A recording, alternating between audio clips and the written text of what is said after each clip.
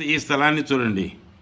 ఇది తూర్పు వీధి గల స్థలం. తూర్పు ఈశాన్య వీధి పోటు పడింది. ఈ స్థలం తూర్పు ఈశాన్య వీధి పోటు ఇస్తుంది. అయితే ఇక్కడ ఆగ్నేయం పెరిగింది ఈ స్థలానికి. ఈ స్థలం అయితే చాలా మంచిది. ఈ స్థలం తూర్పు ఈశాన్య వీధి పోటు గల స్థలం. ఇది చాలా బాగా రాణిస్తుంది. వాస్తు విరుద్ధంగా ఉన్న కొంతవరకు ఆర్థికంగా ఉన్నత స్థితిలో ఉంచుతుంది. అన్ని విషయాల్లోనూ బాగా ఉన్న ఆగ్నేయం పెరిగిన వీధి నడక సాగిన కావున ఆ ఇంటికి ఆగ్నేయంలో స్థలం ఉంది కాబట్టి యజమానికి కానీ కుమారునికి లేదా ఒక సంతతి గురించి బాధపడతాడు. యజమాని రెండవ కుమారుని గురించి లేదా ఒక సంతతి గురించి బాధపడతాడు.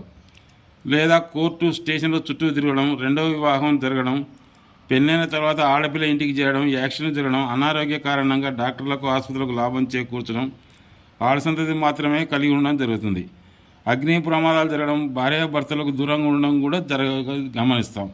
అయితే ఈ వీధిపోటు గల గృహాల్లో కొన్ని దోషాలను తుడిసి కొంతవరకు బాగా పెట్టి ధనవంతులు ఉన్న కొన్ని ఆగ్నేయ దోషాల ప్రభావంగా కొద్దిగా ఇబ్బంది పడినా ఇదైతే ధనవంతులైతే ఉండే ప్లేసే. ఇది తీసుకోని దీన్ని సరిచేసుకోవచ్చు. ఇక్కడ ఉండేది తూర్పు ఆగ్నేయ వీధిపోటు గల స్థలం. ఇది ఫ్రెండ్స్, ఇక్కడ ఈశాన్యం పెరిగి ఇక్కడ ఈ వీధి పోటు ఇక్కడ నిండా ఆగ్నేయంలో ఇస్తుంది. ఈ స్థలం తూర్పు ఆగ్నేయ వీధిపోటు గల స్థలం. ఇది పనికిరాదు.